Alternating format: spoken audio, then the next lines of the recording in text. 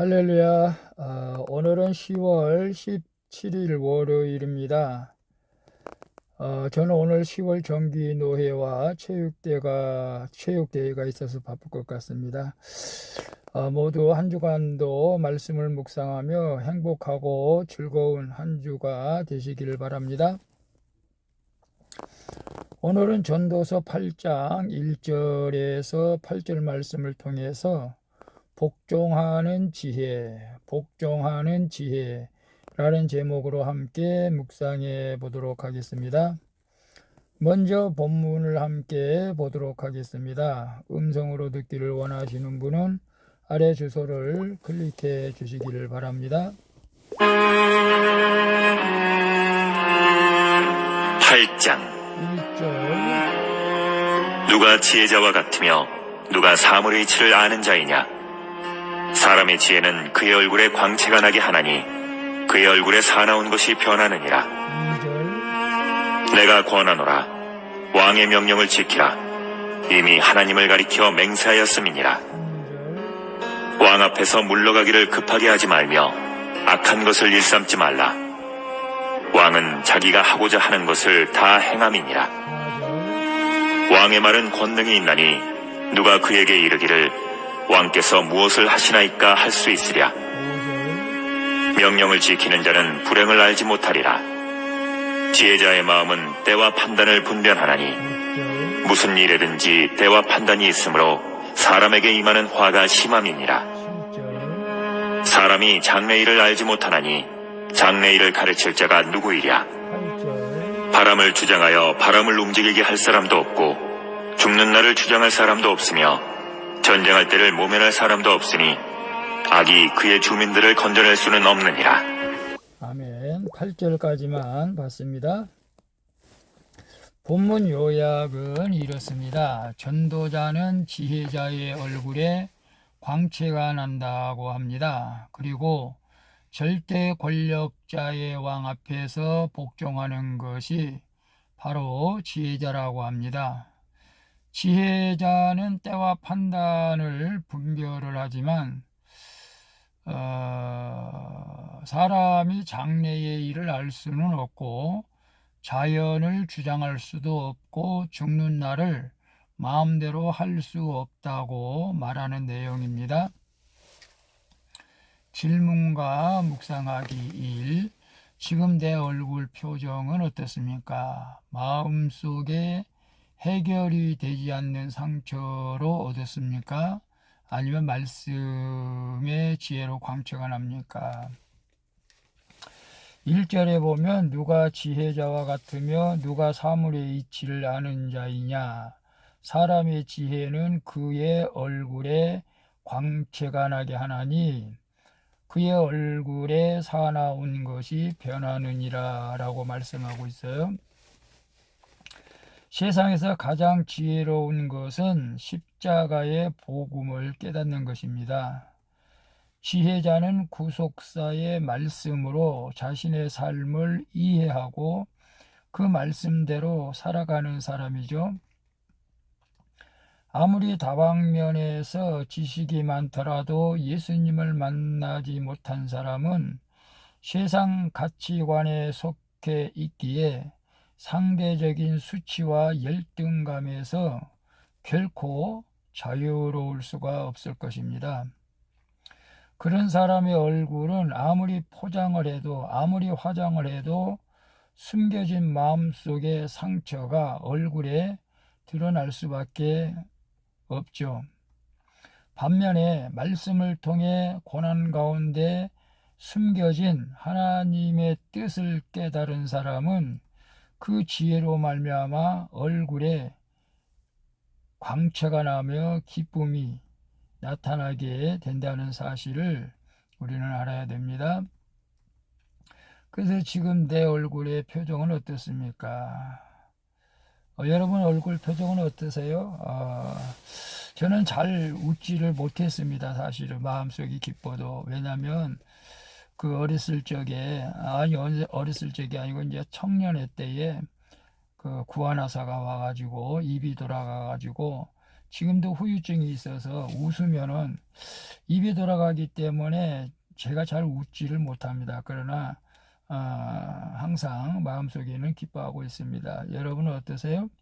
마음속에 해결되지 않는 상처로 어둡습니까? 우리가 아직도 우리 안에 뭔가 짓누르고 있고 어떤 상처가 있다면 결코 우리 얼굴에 광채가 날 수가 없다는 것이죠. 우리는 예수 그리스도로 말미암아 죄사함을 얻게 되고 하나님의 자녀가 되었다는 사실을 우리는 감사함으로 나아갈 때에 우리 얼굴에 광채가 빛나게 될 줄로 믿습니다.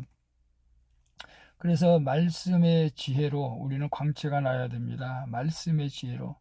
하나님의 말씀을 들으니 기분이 좋고 하나님의 말씀을 들으니 기뻐할 수가 있고 하나님의 말씀을 들으니 힘이 나고 하나님의 말씀을 들으니 위로가 되기 때문에 우리 하나님의 말씀을 듣는 자마다 광채가 나게 될 줄로 믿습니다.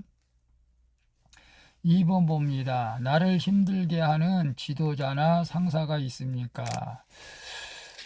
그 권세가 하나님이 허락하신 것임을 인정하며 복종합니까? 2절에 보면 내가 권하노라 왕의 명령을 지키라 이미 하나님을 가리켜 맹세하였음이니라 라고 말씀하고 있어요. 전도자는 절대 권력자인 왕 앞에서 복종하는 것이 지혜롭다고 말하고 있습니다. 물론 오늘 성경 말씀은 절대 권력자.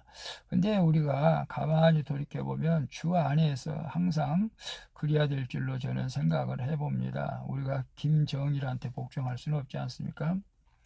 그러나 원칙적으로는 절대 권력자 앞에서 어떨 때로는 순종하는 것이 하나님의 뜻이라는 것을 또 우리 마음에 두어야 될 줄 압니다.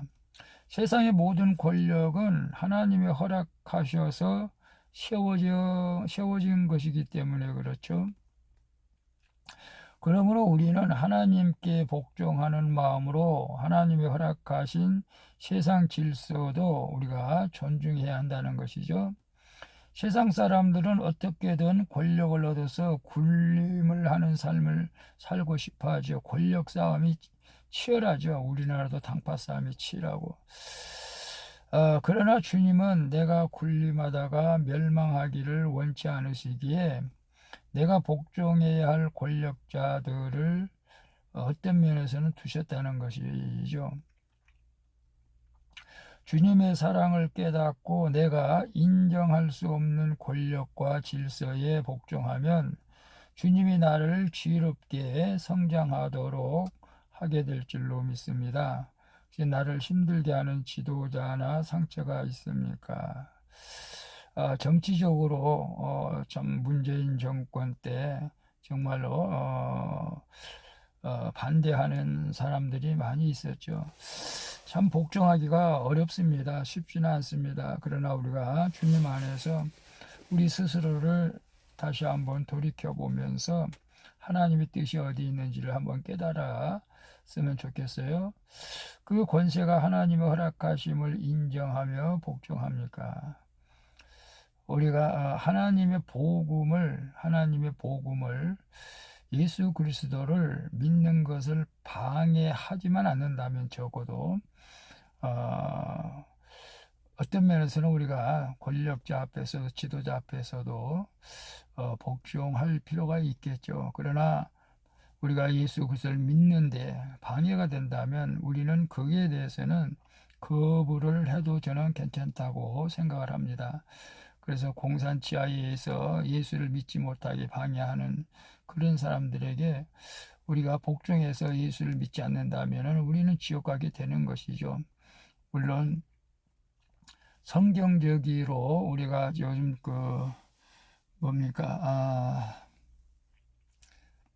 차별금지법에 대해서 우리는 계속 반대하고 있지 않습니까? 동성애를 옹호하는 그런 것은 절대적으로 기독교에서는 받아들일 수가 없는 것이죠.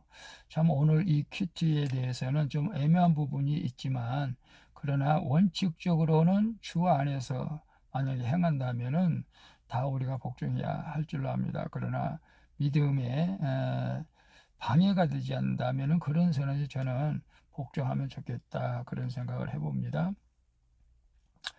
3번 봅니다. 내가 알고 싶은 장래의 일은 무엇입니까? 혹시 나 자신과 가족이 사는 기한을 내가 원하는 대로 주셔야 한다고 하나님께 떼쓰고 있지는 않습니까?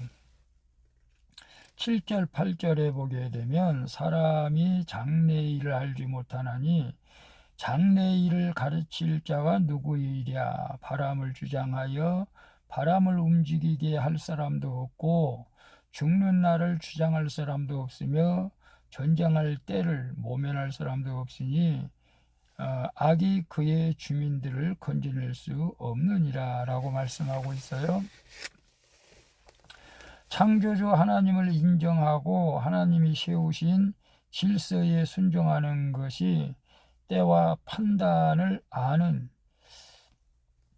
지혜이죠. 예수님이야말로 인생의 때와 판단을 가장 잘 아시는 지혜자 중에 지혜자였습니다. 지혜 그 자체이신 예수님이 하나님 아버지의 말씀을 지키고 그 뜻에 순종하여 십자가를 지신 것이죠. 그러므로 우리는 장래일을 염려하지 말고 매일 말씀을 묵상하면서 자기 생각을 버리고 하나님의 뜻을 구하며 따라가야 합니다.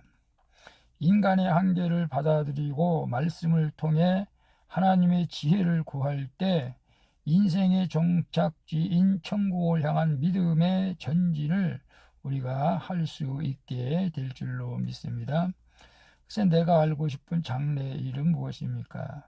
알고 싶은 장래일이 너무너무 많죠. 그죠? 자녀들이 결혼해서 어떻게 될까? 물론 잘 될 줄로 믿습니다만은 좋은 것에 우리는 소망을 갖고 살아가야 될 줄로 믿습니다. 주님과 함께 천국에서 사는 그런 꿈을 가지시기를 소망합니다. 혹시 나 자신과 가족이 사는 기한을 내가 원하는 대로 주셔야 한다고 하나님께 떼쓰고 있지는 않습니까? 물론 우리가 이 땅에서도 하나님을 믿고 또 효도하는 자들에게는 장수한다고 하나님이 말씀하셨죠. 그러나 결국 우리가 죽는 날을 알 수는 없습니다. 속된 말로 뭐 생감도 떨어지고 익은감도 떨어지고 그런다는 말이 있듯이 젊은 사람도 갈 수도 있고 나이 들어서 또 때가 돼서 갈 수도 있겠지만은, 그러나 우리가 한 가지 소망은 그래도 살만큼 살아야 되지 않겠나, 그런 것은 누구에게나 다 있죠. 그래서 아무리 못 살아도 80세는 넘어가야 되지 않겠나. 그렇게 80세만 넘어가면 여한이 없겠다고 생각을 하는데 또 80이 넘으면은 더 살고 싶어하는 또 욕망이 또 생길 수도 있을 것 같기도 하지만, 그러나 최소한 우리 큐티하는 여러분들은 80세 이상은 사실 줄로 믿습니다. 아니 90세까지도 살 수가 있겠죠. 건강관리 잘해서 여러분 오래오래 사시기를 주님의 이름으로 축복합니다. 기도하겠습니다. 주님, 하나님을 믿는다고 하면서도 십자가의 복음을 삶으로 받아들이기까지 오랜 시간이 걸렸습니다. 하나님이 허락하신 질서를 통해 죄인인 저를 거룩하고 지혜롭게 자라게 하시니 감사드립니다. 날마다 말씀을 묵상하며 저희의 한계를 깨닫고 하나님의 지혜를 구하며 하나님의 말씀 가운데 살아갈 수 있도록 인도해 주시옵소서. 늘 나와 동행해 주시는 예수 그리스도의 이름으로 기도합니다. 아멘. 우리 찬송가 204장 주의 말씀 듣고서 함께 찬양 부르고 마치도록 하겠습니다. 오늘도 수고하셨습니다. 좋은 하루 되시길 기도합니다. 샬롬.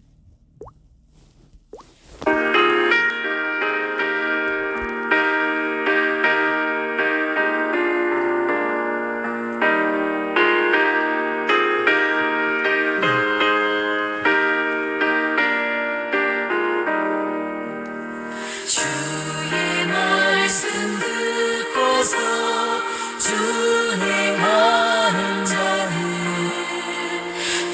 반석 위에 터닫고 집을 지은 같아 비가 오고 물나며 바람 부딪혀도 반석 위에 세운 집 무너지지 않네 잘 짓고 잘 지세 우리 집 잘 지세 반석 위에도 우리 집 잘 지세 주의 말씀 듣고도 뱀치 않는 자는 모래 위에 터닫고 집을 지은 같아 비가 오고 물나며 바람 부딪힐 때 모래 위에 세운 집 그게 무너지네 잘 짓고 잘 지세 우리 집 잘 지세 반석 위에도 우리 집 잘 지세